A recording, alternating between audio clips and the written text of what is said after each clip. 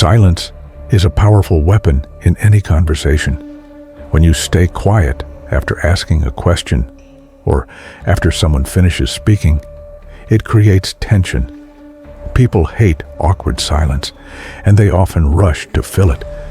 That's when they start revealing more than they planned.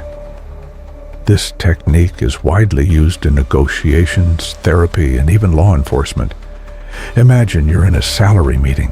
You say, "That offer is lower than I expected," and then go silent.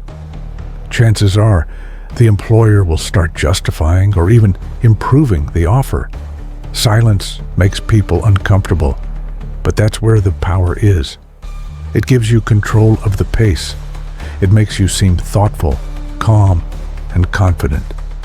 And it forces the other person to react to your energy. But the key is timing. Don't overuse it. A few seconds of silence at the right moment can shift the entire conversation in your favor. When others talk too much, they give away more information. When you use silence well, you collect that information without even asking. Sometimes the best move is saying nothing.